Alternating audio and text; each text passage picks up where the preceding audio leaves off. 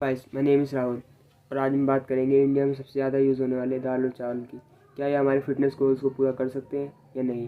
क्या ये हमारे लिए सही है कि नहीं? तो आज हम इस वीडियो में इसी के ऊपर बात करेंगे।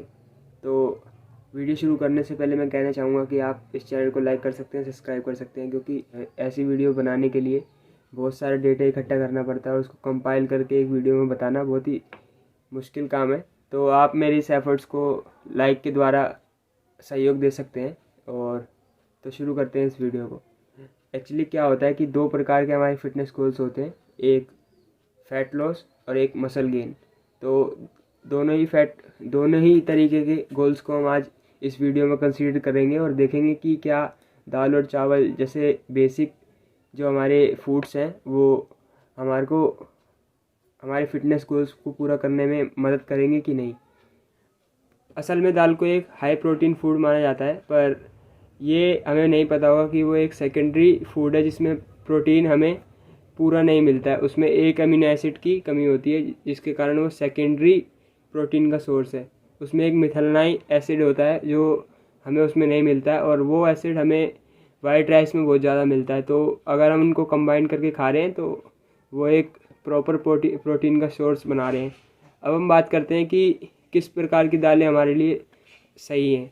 असल में बात करें कि किस प्रकार की दालें सही हैं, तो किसी भी दाल को हम कम नहीं कह सकते। सभी दालें आपस में एक जैसी ही होती हैं, और अगर उसमें हम राजमा को भी एक उसमें जोड़ के रखें तो ये सारी चीज़ें एक ही तरीके की कही जाएंगी, क्योंकि इनके जो मैक्रोज और जो भी न्यूट्रिएंट्स की वैल्यू होती है वो भी सेम ही होती है। कुछ कुछ एक में थोड़ा बहुत अंतर पाया जाता है और ज़्यादा इसमें कोई अंतर नहीं मिलता।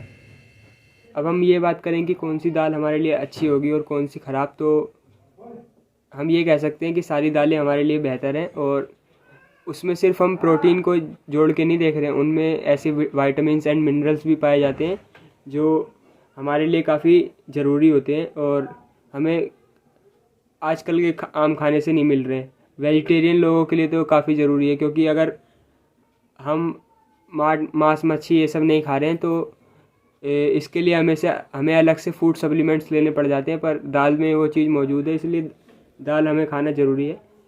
तो अगर हम बात करें कि इसकी न्यूट्रिशन वैल्यू क्या होगी, अगर हम एक बनी हुई दाल मतलब कि पकी हुई दाल की न्यूट्रिएंट वैल्यू देखें तो एक कटोरी दाल की न्यूट्रिएंट वैल्यू में हम प्रोटीन को देखें तो वो 18 ग्राम मिलता है हमें, और अगर हम उसमें कार्ब्स को देखें तो वो 45 ग्राम होता है, जिसमें 16 ग्राम फाइबर होता है जो काट के 29 अराउंड कुछ समथिंग बन जाता है।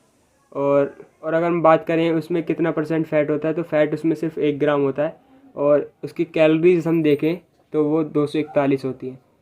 अब हर घर में दाल बनने का प्रोसेस अलग होता है, कोई सादी दाल खाता है, कोई कैसी दाल खाता है, हर घर में तेल अलग अलग तरीके के प्रयोग होते हैं। पर मैं ये मान के चल रहा हूँ कि मेरे घर में सरसों का तेल यूज़ होता है, तो मैं उसी के हिसाब से बताता हूँ कि एक बड़ा चम्मच उसमें अगर बोल हम बना रहे हैं तो एक छोटा चम्मच तेल का कुछ भाग हमारे एक बोल में भी आ जाएगा। तो उस एक चम्मच की न्यूट्रिएंट वैल्यू 14 ग्राम होगी फैट्स की, और 126 कैलोरीज हो गई उसकी। और इसमें प्रोटीन और कार्ब्स तो होते नहीं है, क्योंकि तेल में हमें सिर्फ फैट्स मिलते हैं और कैलोरीज मिलती हैं, जैसा कि आपको पता है। अब वेजिटेबल्स की मैं 20 कैलोरीज जोड़ रहा हूँ, क्योंकि इसमें प्याज टमाटर ये सब चीज़ें पड़ती हैं, और भी चीज़ें मसाला वसाला वो डिफरेंट हो सकता है हर घर में, पर मेरे घर में वो कम पड़ता है, तो मैं उसी के हिसाब से बता रहा हूँ। अब हम चावल की देखें तो बहुत से घरों में आजकल ब्राउन राइस यूज़ होने लगे हैं, पर ट्रेडिशनल तौर पर आम भारतीय घरों में वाइट राइस का ही प्रयोग होता है। अगर हम वाइट राइस के न्यूट्रिएंट वैल्यू के बारे में देखें तो वाइट राइस में एक पके हुए बोल में पके हुए से मेरा मतलब है कि उसमें पके हुए से मेरा मतलब है कि एक बोल में सिर्फ पानी डाला है और उसको उबाल दिया गया है और वो राइस बन के तैयार है। उसमें कुछ एक्स्ट्रा हमने डाला, एक्स्ट्रा कुछ मिक्स नहीं करा है। तो उसमें हमें एक बोल में 4 ग्राम प्रोटीन और 45 ग्राम कार्ब्स मिलता है, और उसकी कैलोरीज होंगी 200 ग्राम 200 कैलोरीज। तो अगर हम इन सब की न्यूट्रिएंट वैल्यू को कंपाइल करें तो हमें पता चलता है कि हमें दाल और चावल के 1 कटोरी बोल से 22 ग्राम प्रोटीन और 90 ग्राम के अराउंड कुछ कार्ब्स मिलते हैं, और साथ ही हमें 15 ग्राम्स के अराउंड कुछ फैट मिलते हैं और 586 कुछ कैलोरीज मिलती हैं अगर हम दोनों की 1-1 कटोरी बोल की बात करें तो। पर बात यह है कि बहुत से घरों में अलग अलग तरीक़ों से दाल बनाई जाती हैं। अगर हम होटल की बात करें तो होटल में अलग तरीके से दाल बनाई जाती है और घर की दाल हमारी अलग होती है। अगर हम एक घर से दूसरे घर की भी बात करें तो उनकी भी दालों में फ़र्क आ जाता है। चावल में भी अब कोई खाने में ज़्यादा नमक यूज़ करता है, कोई खाने में ज़्यादा मसाले यूज़ करता है, कोई कम यूज़ करता है, उसके हिसाब से डिफ़र कर सकता है। पर अगर हम बात करें कि क्या ये हमारे लिए हेल्दी होगा खाना, तो बिल्कुल हेल्दी होगा। पर इसमें जो हमारी तेल की मात्रा है वो अगर हम कंट्रोल करके रखें तो ये बिल्कुल हमारे लिए हेल्दी है। और अब हम हमारे गोल्स की तरफ देखें, जो हमारे गोल्स हैं, जैसे कि मैंने पहले भी बताया कि हमारे 2 गोल्स होते हैं मेनली, एक फ़ैट लॉस और एक मसल गेन। अगर हमारा गोल मसल गेन है, मतलब हमारा गोल वज़न बढ़ाना है या मसल्स को बढ़ाना है, तो ज़रूर हम इसकी तरफ जा सकते हैं, क्योंकि एक ऐसी मील है जिसमें कार्ब्स की मात्रा बहुत ज़्यादा है। और ये उन मसल गेनर से तो ज़्यादा अच्छा होगा कि जो क्या आपको शुगर की फॉर्म में बहुत सारी चीज़ें गलत गलत देकर आपका मोटापा बढ़ाते हैं, ना कि आपकी मसल्स हैं, जो आगे जाके आपको दिक्कत देता है और डायबिटीज़ और हार्ट की हेल्थ में आपकी दिक्कत आती है। और आपका गोल अगर फ़ैट लॉस है तो आपको इसकी तरफ नहीं जाना चाहिए, क्योंकि इसमें कार्ब्स की मात्रा बहुत ज़्यादा है। क्योंकि जब हम फ़ैट लॉस कर रहे होते हैं तो हम अपनी डाइट से कार्ब्स को हटा देते हैं, क्योंकि कार्ब्स ही वो सोर्स होता है जो हमारे शरीर में जाके जम जाता है और हमारे ग्लाइकोजन लेवल को भर देता है। बाद में वो ग्लाइकोजन लेवल फ़ैट के रूप में हमारे शरीर में स्टोर हो जाते हैं और फिर वही हमें दिखता है, जो हम सोचते हैं कि ये चर्बी कहाँ से आ गई। वो इसीलिए जम जाती है क्योंकि हमारे शरीर में एक्सेसिव अमाउंट में कार्ब्स रखे रहते हैं, और अगर हम ज़्यादा कार्ब्स खाएंगे तो वो और बढ़ते जाएगा, ना कि कम होगा। अगर हम उसको कम करेंगे तो वो सही रहेगा।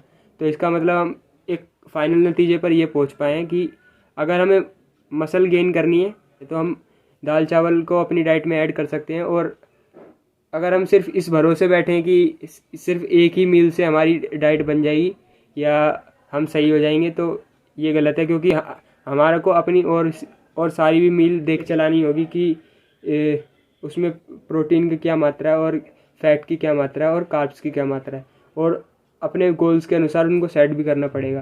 तो अगर आप उन सब चीज़ों को देख रहे हैं तो हाँ, ये मील आपकी मास गेन करने में या मसल गेन करने में हेल्प कर सकती है, पर फैट लॉस के लिए बिल्कुल कारगर नहीं है।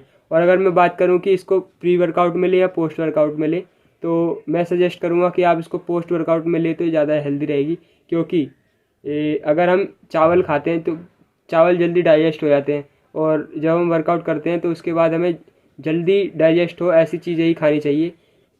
जैसा कि आपको पता ही होगा कि हम प्रोटीन भी जो यूज़ करते हैं वो इसीलिए हम प्रोटीन यूज़ करते हैं क्योंकि वो जल्दी डाइजेस्ट होकर हमारे शरीर में मसल रिकवरी कर देता है। तो हमें ऐसे ही किसी फूड की ज़रूरत है जो हमारे शरीर में जाए और जल्दी जल्दी डाइजेस्ट हो, जल्दी जल्दी हमारे को रिकवरी करे। तो ये उन्हीं फूड्स के अंदर आता है।